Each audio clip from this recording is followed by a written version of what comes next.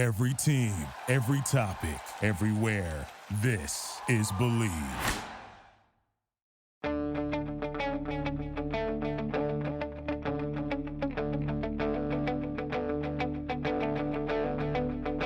Ich warte seit Wochen auf diesen Tag und tanz vor Freude über den Asphalt.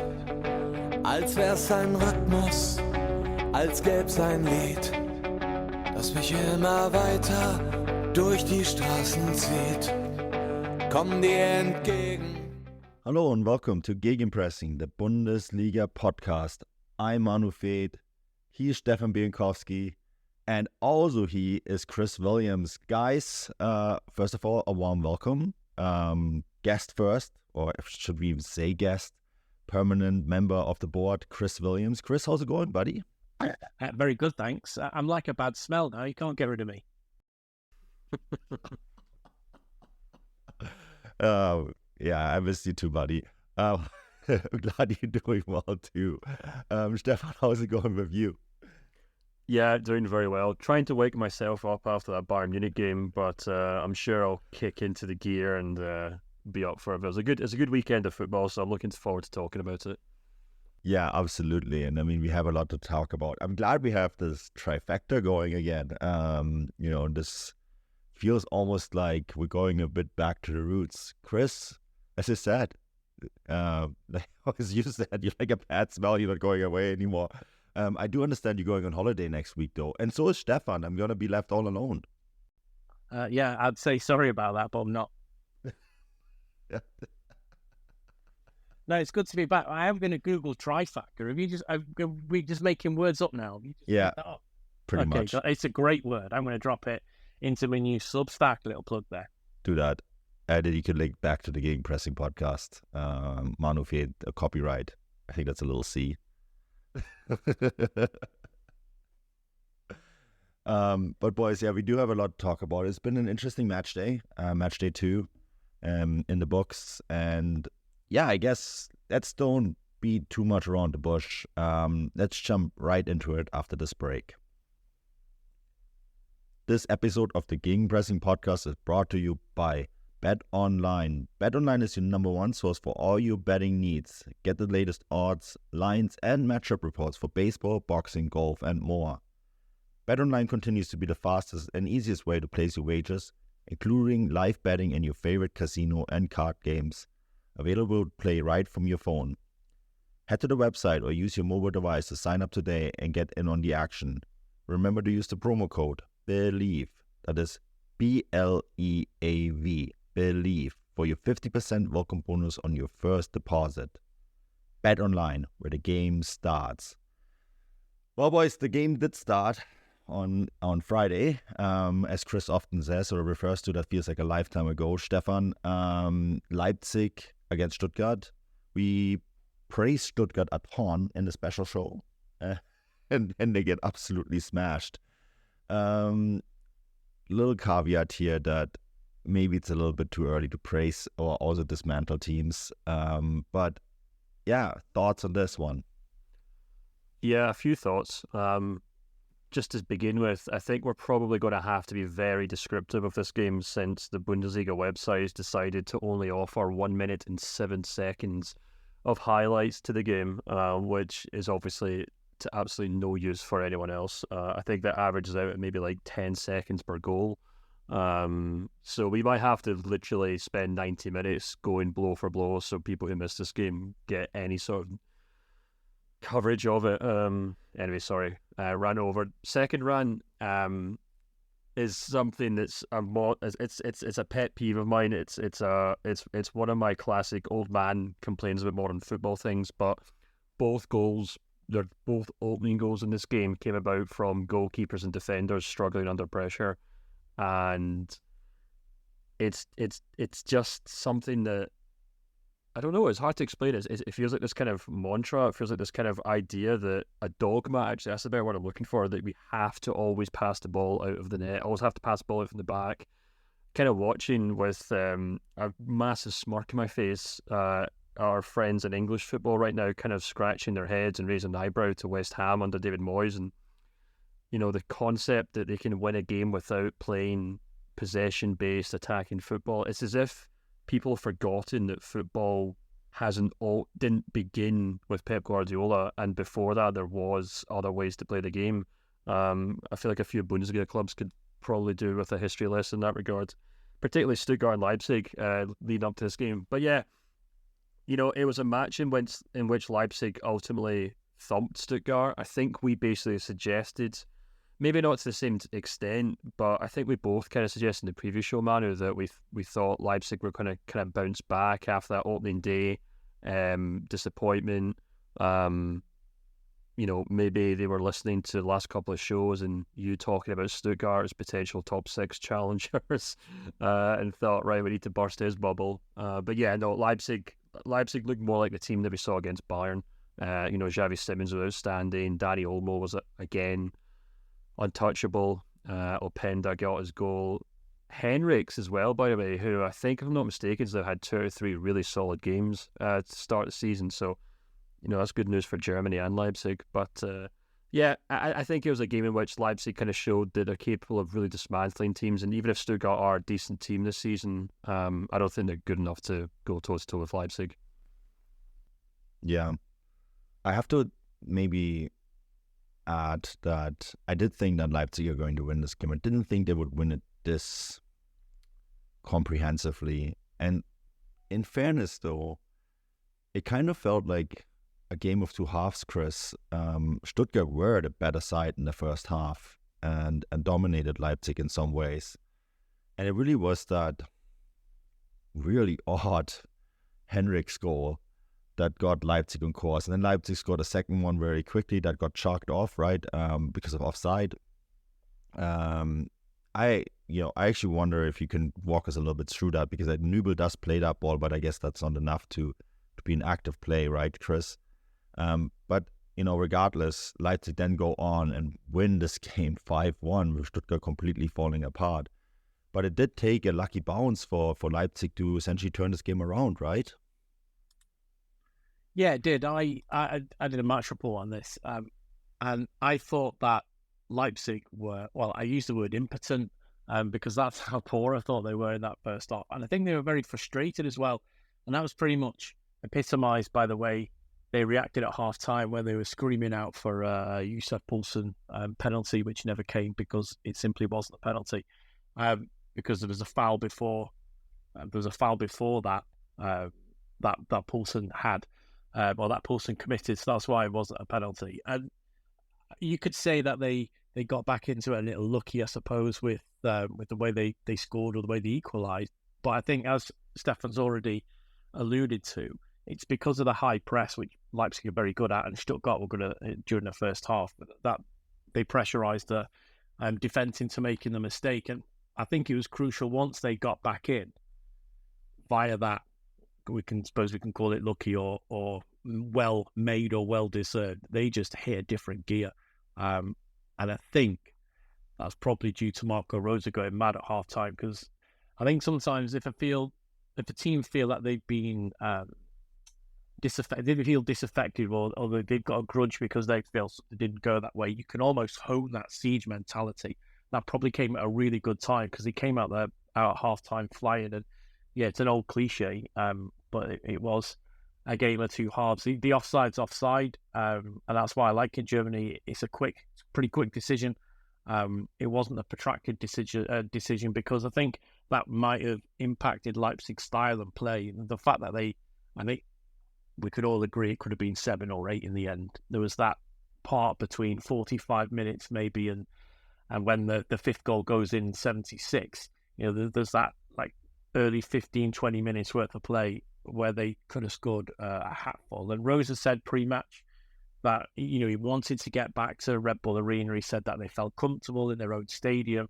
Once they are back in their own house with their own fans, they'll make chances. I didn't think it was going to come true for that first 45. Stuttgart were excellent, and I think they controlled Leipzig's press well. I think they almost said, well, we know what you're going to do, so we're going to counteract that. But in the end, yeah, Leipzig were phenomenal, and that's what I wanted to see from them for a while now. You want to see that, and I think, Stefan, did something either pre-season or very early on in the season. That are they a genuine title contender? I think under Marco Rosa, yeah, they are. I think you mentioned their squad depth before. They're really good squad depth. It's probably one of the best in the league position for position. And yeah, it was good to see. It was good to see them to win like that. I know you guys have pushed Stuttgart as potential top 6 side, and you can't say they're not now just because they got overran by a very good attacking side. There's a lot in that first half that they can take away with that and build on. Owners will be like, yes, I know what's going on here and I know what went wrong. But it's good to see that because Bayern need a challenger, and we're going to get onto Dortmund in a bit, but Leipzig and potentially another club, Leverkusen, look like they could do that.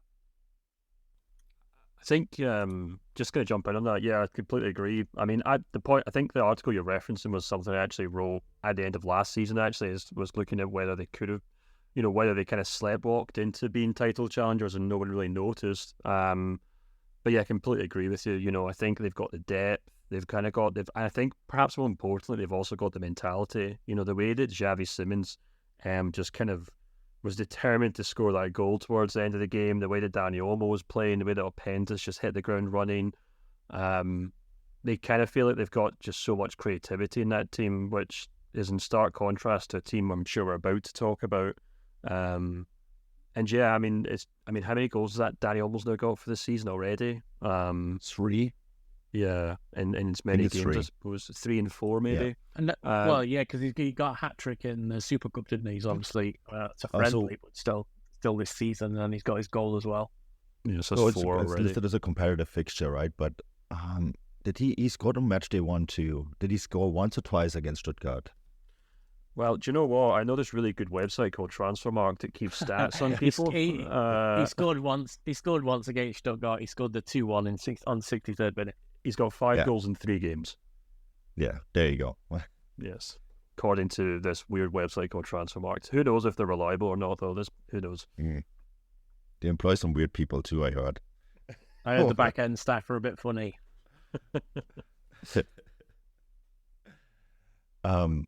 No, but I mean, there's a really good point though that Chris raises there. I remember in the second half of that game, the amount of players that did come on, and you're like, oh yeah, they got this guy too. They have this player as well. And oh yeah, remember this other guy that they also signed from Salzburg was also supposed to be really good. The squad depth is unbelievable, guys. And I mean, I guess, Stefan, that is really what you need if you want to challenge on all these fronts.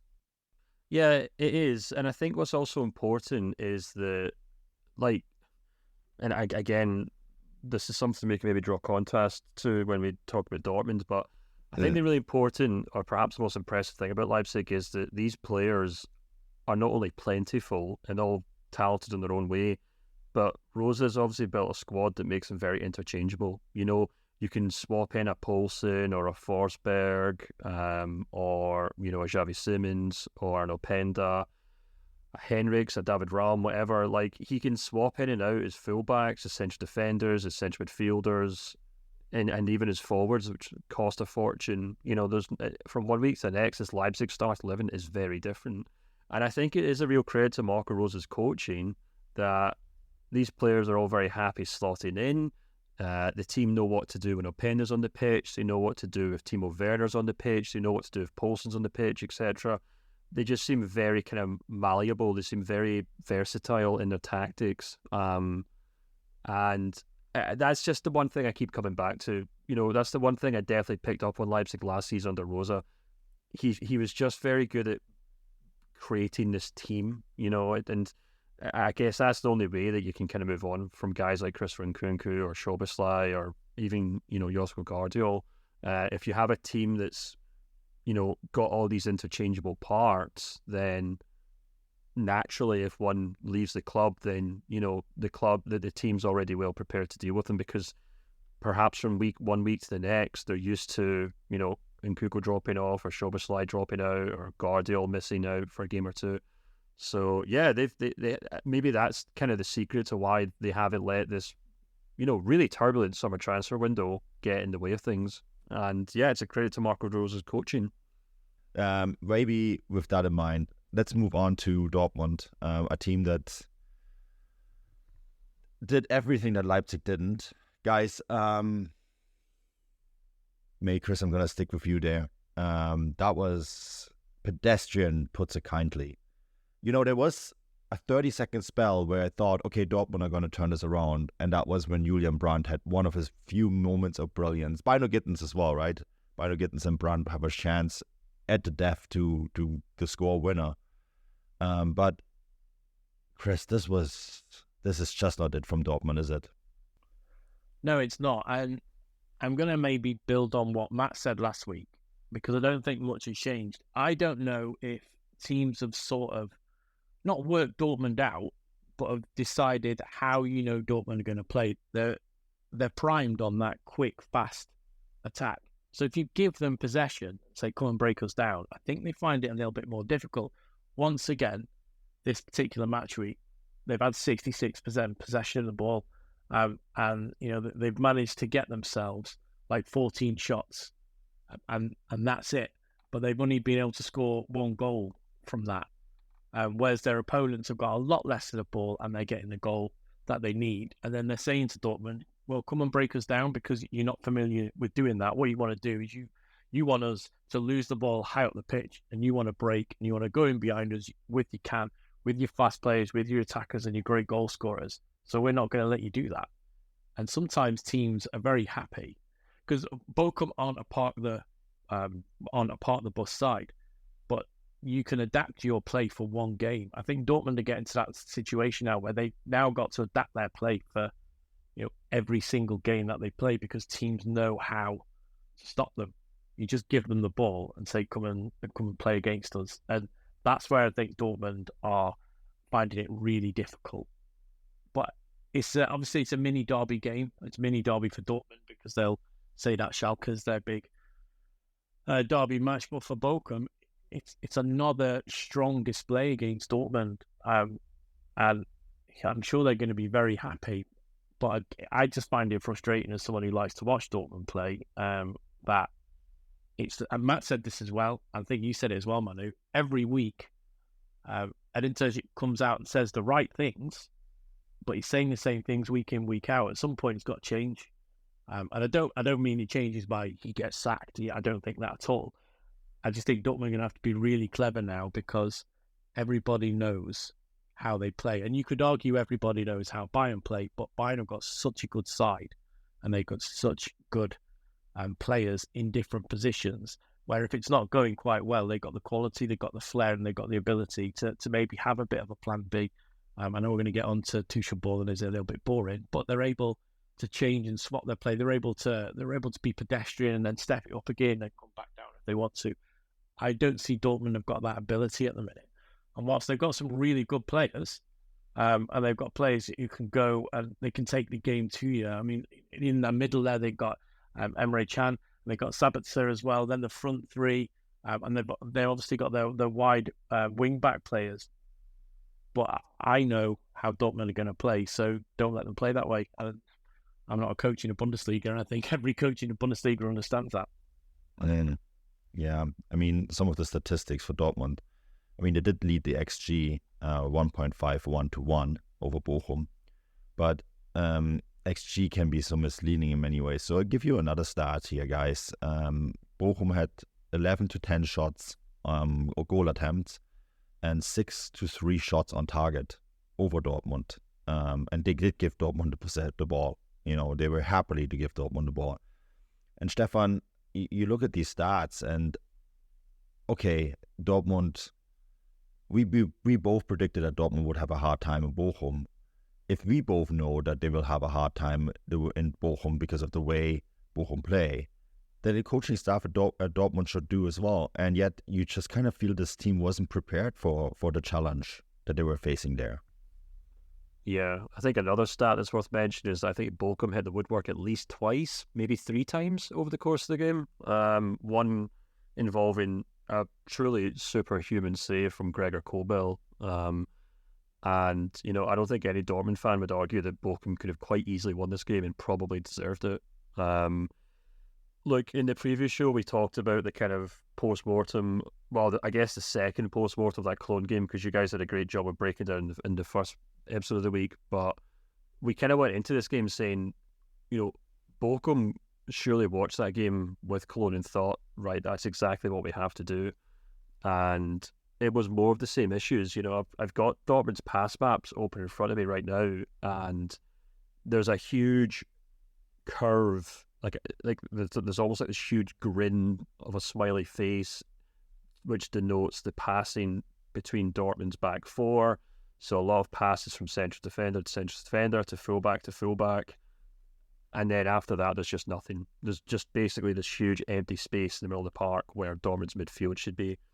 And, you know, obviously Terzic tried to change things by bringing in Nemcha, hoping that would kind of shake things up. But, you know, it just hasn't really happened. And we're still kind of waiting for Sabitzer to kind of get going and to kind of show some dominating performances. But that's not happening just yet either. And, you know, I kind of tweeted this before we started recording, actually, but I went and actually kind of dug up the stats from last season for, you know, how well Bundesliga clubs react to going a goal down. And I basically was able to find that since Terzic became the club's head coach on a permanent basis at the start of last season, Dortmund have gone behind in 13 Bundesliga games, and they've only actually managed to win 2 of them. Which is a total of 29 points dropped, which includes Saturday's game. And, you know, you just kind of have to look at the way that Terzic kind of tried to manage his game. The fact that, you know, he left until the 81st minute to bring on Moukoko, Ozcan and Bino Gittins.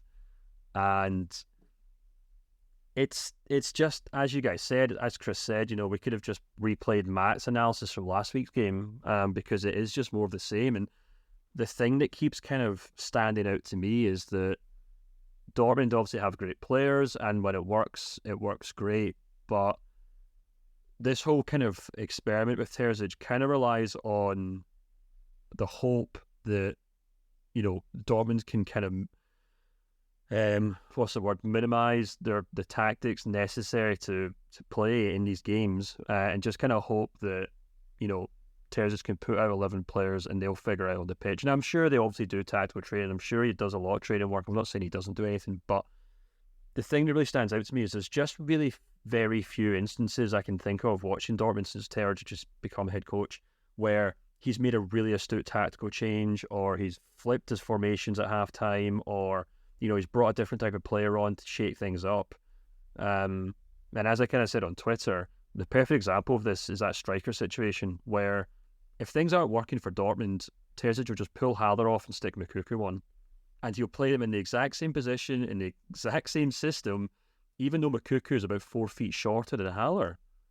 And in what possible situation do you expect him to be able to get on the end of balls or to create chances if the team have been playing for 80 minutes with the idea of trying to get the ball to Haller, which I'm assuming is about 6'2" or 6'3", and then you replace him with a guy who's probably about, I honestly don't know how tall Moukoko is. I'm assuming he's about 5'4", 5'5", maybe. Maybe it's a bit rude, but I think 5'8", there we go. So the point is that one's a kind of target man, one's a kind of shorter penalty box striker, and where we just talked about Leipzig, where they can go from playing someone like Poulsen to playing someone like Timo Werner week to week, and the team as a result shifts the way they play. You know, just kind of think about the way that Leipzig played in that Super Cup with Timo Werner. Now, Werner wasn't playing even really as a striker. He was playing as a wide forward, and he was stretching the line. You know, every time Leipzig got the ball, they thumped into that top left corner because they knew Timo Werner was making that run. He'd pick up the ball, and the whole team can move up the pitch. When they play with Poulsen on Friday, they play a completely different style of football. It's far more central. He's trying to play off other players. Openda's up there with him alongside it. They completely shift their tactics from one week to next, depending on who's playing. I just don't get the impression that Dortmund are capable of doing that, you know? And it's just kind of, it just feels like they're just kind of picking up players, slotting them into very generic roles, and they're kind of hoping the players will do the rest. And it means that Terzic just does not have a plan B. And when they come up against a Cologne or a Bochum, who are quite happy to sit with 2 banks of 4 and frustrate and really, you know, put a spanner in the works of that plan A, it means that Dortmund don't have a plan B, and they have continued to struggle. So, look, Cologne and Bochum are a really tough way to start the season. I think they're both really good teams. They're both very good defensive teams. Bochum in particular against Dortmund are always going to be up for it. So, there's no reason why Dortmund can't kind of shake these results off and kind of get on with the season. But as we've kind of said in our season previews, Dortmund did well to spend the money they got from Bellingham quite wisely. I think they've picked up some decent players this summer. And I kind of wrote this like a few weeks ago, I guess, in my newsletter. If Dortmund are going to struggle in the Bundesliga this season, I do feel like it's going to be down to Terzic's tactics and his management rather than individual players not stepping up. I think if they give up 15 shots to a team like Leipzig or Leverkusen or Bayern in their own box when they've had 60+% possession, I think they're going to be in a lot of trouble this season. Like a serious amount of trouble, because they can't have the ball that much and still allow another team to outperform them in their own area, which is a real danger, I think. Yeah, can you imagine Louis Openda and Simmons and Olmo and these guys getting 15 shots on Dortmund? From inside of 18 yards as well. Yeah. It's all right if you're restricting players, shooting from distance, but these are well-worked opportunities, not just in and around the box, but considerably in the box as well. Some just outside the 6-yard box, most of them in between the 6 and 18-yard box. It's not like it's not like teams are getting to the edge of the box and then shooting. They're able to get past that and work intricate play in behind the back four. The right side of their defence against Bochum had a terrible time, I thought. In fact, that right-hand side did, if you look at Hummels, Wolf and Sabitzer, I don't think they had a particularly good game. So if you can target that area, and if you're a fast side like Leipzig are, or like Leverkusen certainly are now, if you can get that ball, like Stefan said, in behind into the channel area, and you've got someone fast enough to get through, I do think they will be in trouble. And if they continue to play like this, the strength of the Bundesliga that we've seen so far, I know it's only match day 2, and it's a crazy suggestion, I think they'll struggle to get top 4 if they continue like this, especially as Stefan's already highlighted. If your plan B is just to swap out the same as plan A and not change anything, it's not really a different plan. I mean, the plan B now seems to sign Josef Poulsen from Leipzig, which is a crazy report. It's like, okay, well, so if Haller doesn't work, we just stick another tall forward up there. I don't know. I think it was Pullman who tweeted earlier today saying that Dortmund have to realize that there is other leagues than the Bundesliga to sign players from, which is a statement that I agree with. It just doesn't seem very... I know what Kehl's plan is. He's told us as much at the training camp in the US. I know what his plan is and what his thinking is and why he's targeting certain pieces and why he's doing it. But it just feels... I don't feel inspired by it. And I contrast that with what Max Eberl has done at Leipzig. And the pieces that he brought in from France, but also, Xavi Simons was a great player in the Netherlands, for example. It just seems more cohesive and more thoughtful and less reactionary in some ways, if that makes sense. And you can even contrast that with this next team that we want to talk about, Bayer Leverkusen, who I believe is it announced already? Thales is coming, right, Stefan? I think that's been announced, or it at least hinted that it will be announced. But I feel like Simon Rolfes and Javi Alonso have done a much more creative job putting together a team. And yes, it's only match day 2, but this Leverkusen side feels miles ahead of Dortmund at the moment. Yeah, Nathan Teller, they've picked up the winger. There was also a bizarre story in Scotland that Robert Andrick was on his way to Celtic, which I had to spoke to someone at the club about and then tweeted out. That suggestion was met with a huge amount of laughter. I'll put it that way. So I think we could just about confirm that that's not going to happen. But Yeah, I mean, I think Leverkusen fans must be on cloud nine at this moment in time. Although, if I'm not mistaken, that expression is actually different in Germany, Manu. I remember someone explaining this to me when I was working at Deutsche Auf Welle. Wolke 7, which is cloud 7. Yeah, Don't in ask Germany me they why say it's 7 versus 9. I've never understood why that's the case. But I remember I used to say that in the Deutsche Welle offices, and my German colleagues would say, "No, that's not right." And I'm like, "No, I'm pretty sure it's Cloud 9." Yeah, sorry. Anyway, yeah, I thought Leverkusen were outstanding in this game. We kind of talked about in the lead up to the match about how it's going to be two very decent teams. It could be a tight match. And I mean, Gladbach had their chances, but it just felt like such a relentless onslaught from Leverkusen from the start.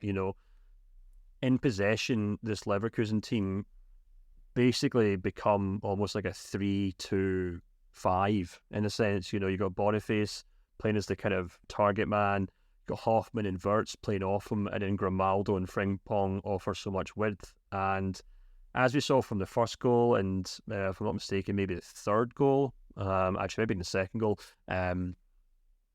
even if you can kind of contain those 5 players, you then have Granit Xhaka behind them, who's just more than happy to play long balls, through balls, hitting long shots. At times in this game, he was basically playing like a quarterback in like an NFL game. I mean, I just thought he was outstanding. Florian Wirtz again and again and again, showing why he's such a remarkable young talent in the way that he just oozes so much kind of class and technical proficiency. I don't know the word for it, but we were actually talking during the game in the WhatsApp group, and I was kind of saying to you, Manu, it was like, if you actually think about it, he's such a unique player in German football at the moment, because there's so very few who actually can play with that degree of, he doesn't play like a typical German player, I guess the word I'm looking for. And, you actually made a really good, you actually pulled up an interesting comparison to a player, Schalke, who is a bit like him, but if you put Jamal Musiala to one side and correctly, I think, attribute him to the English football system, Wirtz just kind of feels like this kind of anomaly, in terms of the way he plays. And, we're talking about how he kind of reminds us of kind of a young Mesut Ozil, perhaps, of Werder Bremen or something like that. And yeah, I don't know.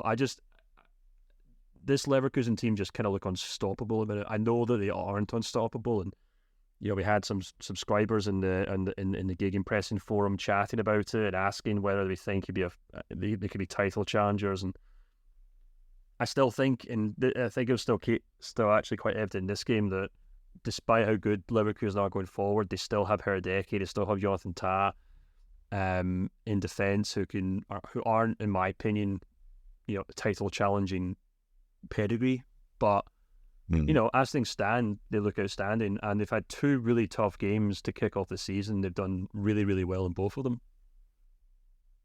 Yeah, I think the more impressive result is the Leipzig result, the match day 1, right? Which is really shows their pedigree.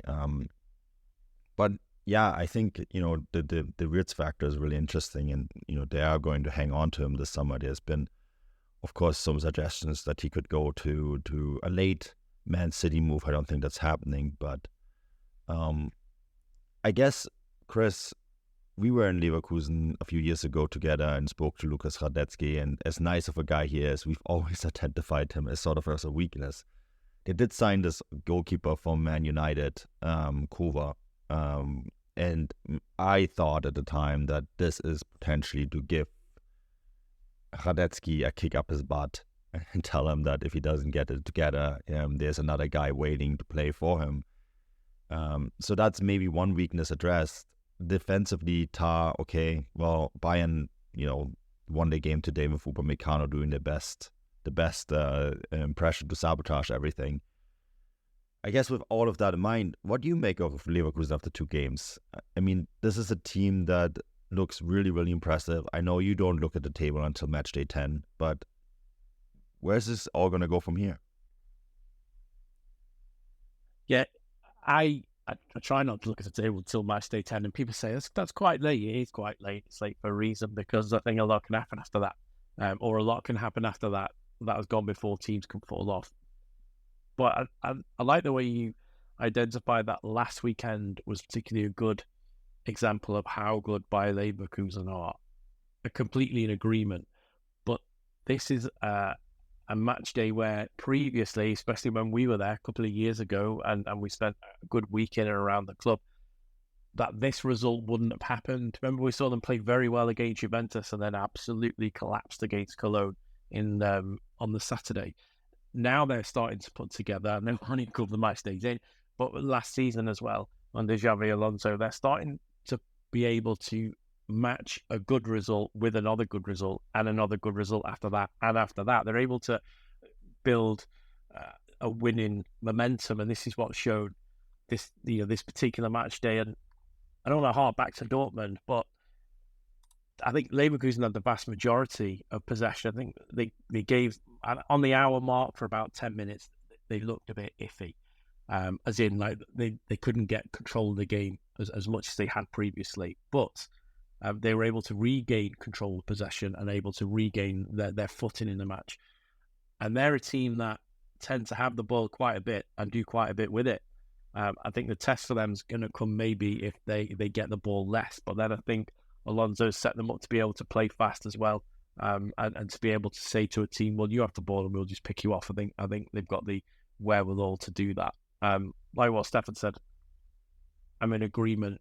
Their back line and what you said there, Manu, their goalkeeper in particular, as nice as a fella he is, I think he is a little bit error-prone on occasion. And we've seen, not just in the Bundesliga and not just in leagues, but cup competitions around Europe, if you want to win, you need a good keeper, because in a league situation, a good keeper can be worth anywhere between 9 and 15 points a season for you. I don't know whether Lucas is worth that for them, although he's a superb guy and I could talk to him all day. But he's looked a little bit better maybe already. I just like the way they're playing under Alonso and the players they're signing as well, and the way they're gelling quickly. And obviously Wirtz is might put a lot of weight on his shoulders to say he's a generational talent, but he's certainly a superb player, and one that I think they should go all out to keep. They probably won't eventually, because the smell of the money will tilt their head at some point. But if they can keep him for as long, and they're now mixing, they're now mixing their team a little bit of experience, which I think Alonso brings that, and he knows that he can have good young players, but he needs some experience, and they've got that as well. They're title challengers potentially. I think we're way too close into the season to say that yet, but the way they're playing at the minute, why would they not be if they carry on this way? Yeah, just to give you some stats here, guys, they had 57% possession, which, that doesn't mean much, but the one thing that stands out to me, they had 706 passes over Gladbach's 453 passes, and they completed 89% of those 706 passes. Devin, that's a crazy amount of number. That's like the sort of numbers that you see from teams like Bayern Munich. That's Xabi Alonso football at its finest, isn't it? Yeah, absolutely. And like I was saying, it was such a dominant performance. They basically pitched up on Gladbach's kind of 18-yard line and said, you guys aren't going any further. And it was almost like a training match at times. It was attack versus defense. Obviously, Gladbach had some chances, don't get me wrong. But I think that's kind of the way that, obviously, Xabi Alonso likes to play his football. It's the way he likes to see his teams play his football. He's not gegenpressing. He's not up and down the pitch. He's very much, no, we're going to control the ball. We're going to sit on the halfway line, and you guys can do your best to get past us, but this is the way this game's going to play out. And it's different. I actually think it's probably a better style of football. We've talked about gegenpressing at times, and sometimes a lot of Bundesliga sides can look like, 11 headless chickens running around the park. Alonso has obviously brought a huge degree of, what's the word? Consistency is one thing, but I guess discipline's the word I was looking for there. It probably wasn't lost on a lot of people that, Gerardo Siona was on the opposite side of the opposite dugout there, and he was more or less powerless to kind of do anything about it. Obviously, dealing with a squad of far fewer star players, but Yeah, it was really impressive. I mean, we do kind of have to taper our expectations a little bit because, as we all know, Leverkusen are kind of the kings of beginning these hype trains every season, and we all get excited, and then they shoot themselves in the foot one way or another. But I'm just kind of really intrigued I'm already kind of looking ahead to that clash with Bayern at the Allianz Arena after the international break because, Leverkusen have Darmstadt at home, which you would think should be 3 points without a huge amount of issues. And then Xabi Alonso has, 2 weeks to kind of work on his squads in preparation for this Bayern game. And, I'm not saying that if they beat Bayern, they're title contenders, because even then I don't think that's the case. And as we might go on to talk about in a moment, this Bayern team maybe aren't as unbeatable as they used to be in previous seasons. But I'm already kind of looking ahead to that. And I think that itself is quite an interesting kind of hype in the sense that we're now thinking, wow, what can Leverkusen do against Bayern Munich, even at the Allianz Arena? I know I mentioned this last week, but I think it's another good example that Xabi Alonso has played. Xabi Alonso was identified by Jose Mourinho as a coach that could have it all because he's played at Real Madrid, he's played at Liverpool, and he's played at Bayern Munich, and he's been coached by Mourinho, Benitez, and Pep Guardiola. Three of the best coaches, you could say, of the last 10, 15 years of football. And he's played in those systems, and now he understands them as a manager or as a head coach. And I think that's why he's slightly different than what Leverkusen have had before. I'd say if anyone can stop that massive collapse, but I think, was it a couple of seasons ago when we were talking, can they go into the winter break top of the league and they're going to win and we're all excited, and then they just absolutely blew it. I think Alonso's a coach with experience on the pitch and off the pitch. You can maybe help with that. I'm going to caveat though that I don't think they will win the league, but I think they could build towards it if they keep the best players. Yeah, it's also worth noting, Chris, because that quote does get thrown around a lot, but what Jose Mourinho also said in that is also you have to remember that his father was a successful player in his own right. He was also a head coach as well. He coached Real Sociedad in Spain, so he's obviously came through. His dad's a head coach. He's had some of the best head coaches in the last 20, 30 years. And yeah, he's doing an incredible job. So I guess you just have to kind of wait and see what if the sky's the limit for this guy and this Leverkusen team. But it's exciting times, that's for sure. Yeah, no, absolutely. I actually used that quote for my newsletter that I wrote on Thursday, and I built a little bit on that, what Leverkusen have done in the offseason to put the squad together, and it's been exciting. Before we move on to Bayern, real quick, really quick. Yes, Union Berlin were exciting. Another really big win for them. Sky seems the limit. Don't want to talk too much about this game because I think we have another game that we really want to go into depth. But Chris and Stefan, quick thoughts, one each. Union Berlin, they look really good, don't they? Did you want to go first, Chris? Yeah, they do. So I wrote an article on this midweek, and it was pretty much based on the chat that we had last week, which was the most surprising thing about Union Berlin now is that they shouldn't surprise you anymore because they are excellent both on the pitch and off it. And I expanded a little bit more on that on my article. But yeah, I love, you know me, Manu, I love going there. It's a proper old school football stadium, and they play some really nice football. I'm a massive fan of Union Berlin, of the club, obviously the city, I like the city's capital city, of the area as well. Their history is very intriguing, their DDR history, and yeah, they're a superb club. They should be everybody's second club, unless you are, of course, a Union Berlin fan, and then they should be a first club. Yeah, I think it's also worth pointing out that not only did last week their opponents miss 2 penalties, but in this game, they actually went a man down and then Darmstadt equalised, and that didn't seem to stop them at all. So, they're kind of like the Terminator at this moment in time. No one seems capable of stopping them. They're just absolute mentality monsters, as we would say. And yeah, I don't know. I'm just really impressed with them. I think, yeah, what else can we say about them? We hyped them. Sorry, Stefan. I was going to say, in the past, I've always said, this is no disrespect, can a smaller team when they outperform what their expectations in the league, can they manage their European commitment? Well, they managed the European Conference League pretty well and the Europa League. My main worry is, would they be able to balance Champions League football? But they're bringing in players to be able to balance that and domestic football. And I think that's where they're going to have more success than maybe some of the smaller teams like Freiburg have had in the past. If they've gone into Europe, they've not been able to balance it well. And that's the exciting thing about Union Berlin for me, is the way they approach football off the pitch, who they recruit, and everything. And yeah, I'm hoping to get over there for a Champions League game because although it'll be a different stadium, I think the noise will be exceptionally loud, and it'll be just as good as it is when they're at home. Yeah, I think the Olympiastadion will be just fine for those games. It's a big game venue. As I said many times, I think for big games it's a great stadium.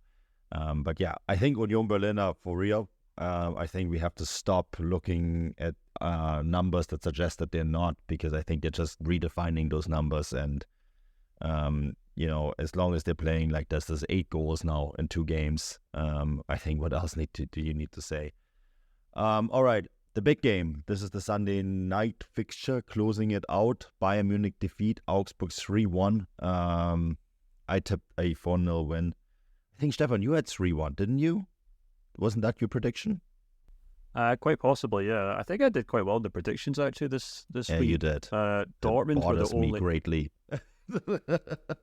Dortmund were the only team who burst my coupon, which is perhaps why I went so hard on them a couple of moments ago. But yeah, I had Bayern 3-1. And hey, it was a pretty straightforward game for Bayern, to be perfectly honest with you. I thought Augsburg started quite well. They did a good job of kind of breaking Bayern's kind of pressing trap because Bayern didn't bother pressing. They were playing quite narrow. I thought Augsburg were doing a good job of kind of playing the kind of long diagonals, and it was all going perfectly well until Augsburg scored an own goal and conceded a penalty. And you could be the best drilled team in the world, but if you give 2 goals away at the Allianz Arena, then 9 out of 10 times you're losing that game. I must admit, I kind of walked away from that game thinking 2 things. I thought, gosh, that was boring. And I kind of want my Sunday evening back. But then I also kind of thought, this team are beginning to look a lot more like a Thomas Tuchel side. And I don't just mean that because they're boring. I mean in the sense that, Tuchel's obviously trying to get him to play very differently. I thought it was really interesting how he basically played a 4-3-3 in the sense that he had Kane, Sané and Gnabry playing as a very tight front line. Sané and Gnabry, I mean, the 3 of them could have held hands at one point in the way that they were kind of pressing that Augsburg defence. And then he had Coman playing almost like kind of left-sided central midfielder. And I thought that worked quite well, actually, because Coman was coming deep, he was picking up the ball, he was running by players. But it also allowed Coman to cut inside and offer more space for Davies to really fire down that wing. And I think this is maybe Davies now picked up at least 2 or 3 assists maybe already this season, which is maybe more than he did all last season, to be perfectly honest with you. It hasn't really quite worked as well on the right-hand side. I thought Mazraoui actually had a bit of a... It was okay. He got kind of knocked over for Augsburg's really big chance when Demirovic kind of ran through on goal in the first half and really should have made it 1-0 to the visitors. But besides that, I feel like Mazraoui is just maybe a little bit off the pace in terms of Bayern's transitions. More often than not, when the ball gets to him, his passing it's just simply not as good as Davies, to be honest with you, which is perhaps an unfair thing to judge anyone by, but it's just not as tight, it's not as precise. You can see Sané and Gnabry kind of rolling their eyes every time they try and play 1-2 with him. I thought Konrad Laimer actually did a better job in an attacking sense when he came on at right back, but it's interesting that we're kind of now seeing this 4-3-3. We're seeing Davies and Mazraoui kind of play off those central midfielders a lot more. So, it's a Bayern team that are perhaps a little more boring, but they're also perhaps a little more Tuchel-like. And, I guess it's up to Bayern fans to decide whether that's a fair sacrifice to make if it ultimately gets them somewhere. But that was my kind of main conclusion from this game. Yeah, I thought it was brutally brutally efficient. The first goal was a present by Augsburg. I guess that's the Swabians paying allegiance when they're visiting the capital, which is, I guess, fair enough. But the second goal, I mean, Chris, that's as clear of as a penalty as it comes. The only thing I guess you can explain to us is why it took so long. No, I can't. because honestly, the Bundesliga is really fast. Premier League, and from what I've seen in La Liga as well, they can be quite slow. I didn't think it would take as long as it did, to be honest, because it was pretty clear cut. But they do check a lot of things as well. So if you and I think, oh, well, that's a nailed on penalty, what they might actually be checking is, was there a foul in a build up? Is there offside? Was the second phase offside? Is the third phase offside? So it can, whilst it may look clean cut, there might be other factors around that, and it's normally the other factors around. I personally couldn't see the other factors around. But yeah, it was absolutely nailed on. And then, of course, it's a tremendous conversion, isn't it? One thing Harry Kane can do, he can take a penalty. I think everybody who's ever seen England or Tottenham play will know that. But yeah, just 9 World Cups. Well, that's an English thing, as listeners will know when it comes to international football and Welsh. So I can happily say that's an England thing. But a little like what Stefan has said there. Now, I'm going to try and be a bit nicer this week, Manu, because I got accused of being a little bit down on Bayern, even though they played quite well. I'm in agreement with Stefan. There is a bit of a trade-off to have if you're a Bayern fan, because I think we all look back with rose-tinted glasses a bit to how they used to play under Pep Guardiola, and how tremendous football that was. And I think they sewed the title up one year by March, I think it was, or late March.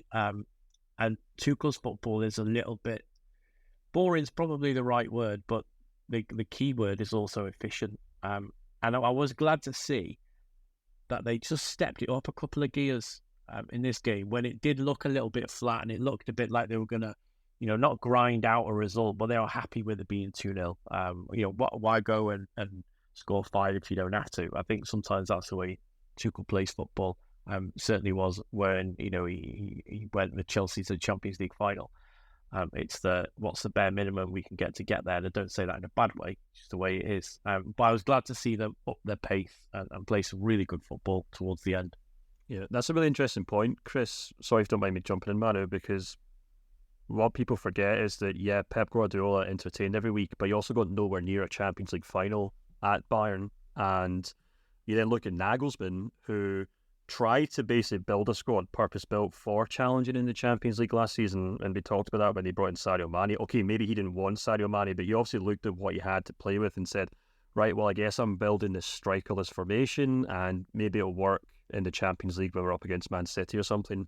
And it absolutely sucked week to week in the Bundesliga, because it meant Bayern didn't have a number 9, and we all know how that just turned into this media storm and ultimately ended up costing Nagelsmann his job. And more often than not, unless you're someone like Jupp Heynckes, who's basically Bavarian royalty at this point, and has the kind of, he has that reputation and that stock to rely on, you're kind of being asked to kind of achieve the impossible, Bayern, in that sense, because on the one hand, you have to create a system that is open and attacking and overwhelming opponents week in, week out in the Bundesliga to entertain, 80,000 fans at the Allianz Arena.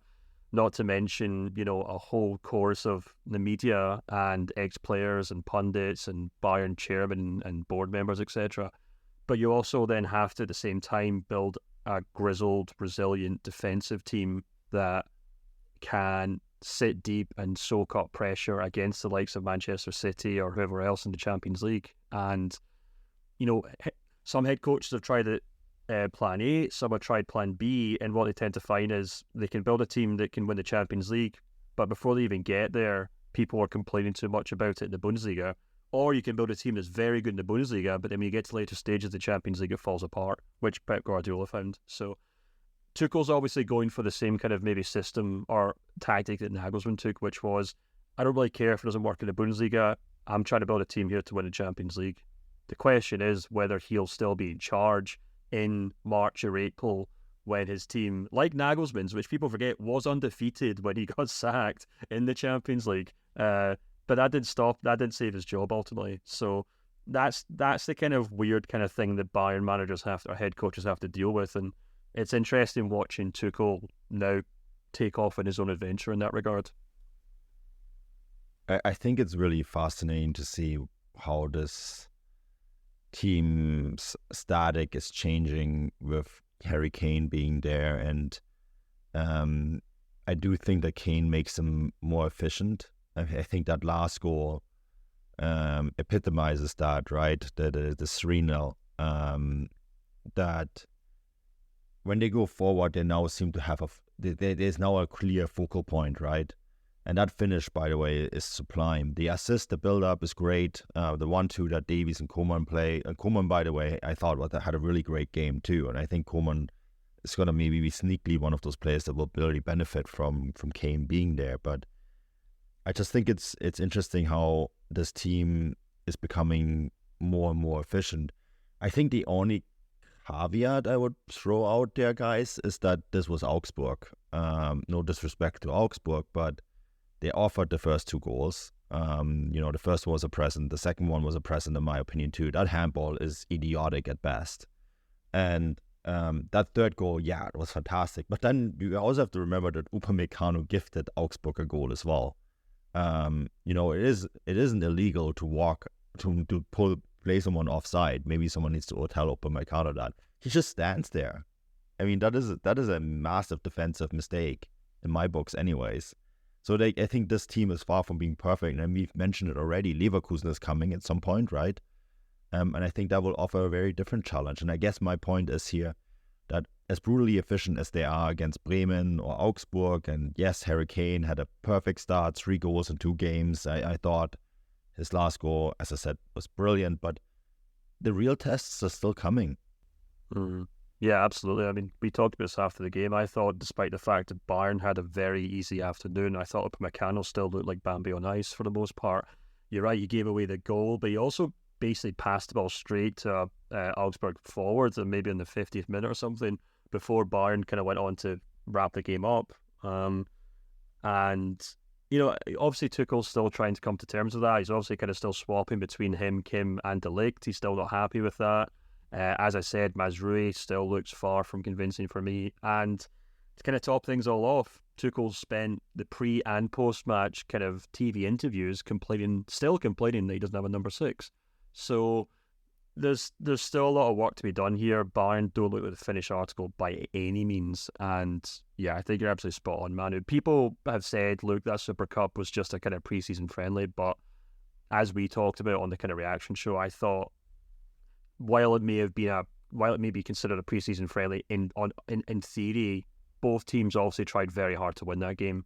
And the fact of the matter is that Leipzig played through them time and time again.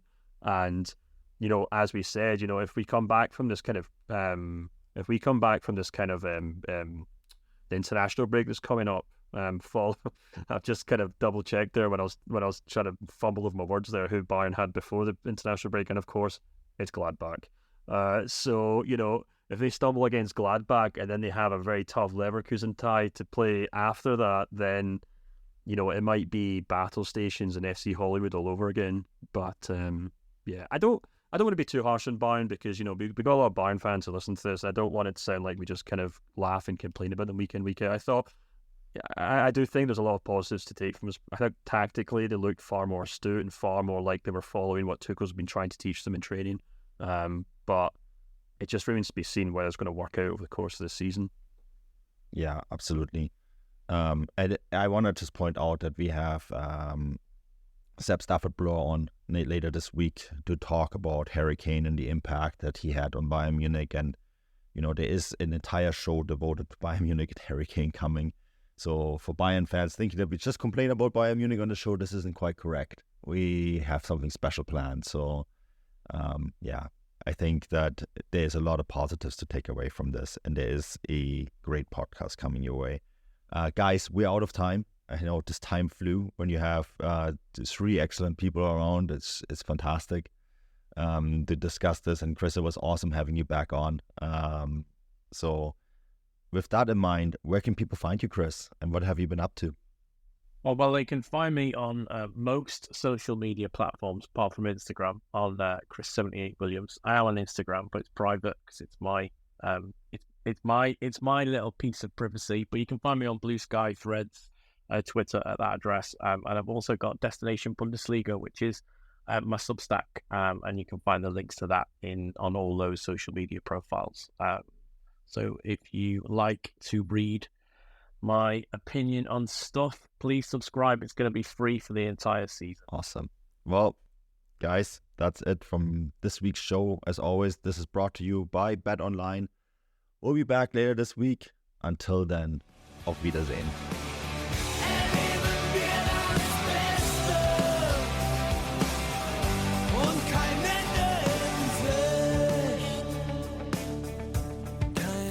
In Sicht.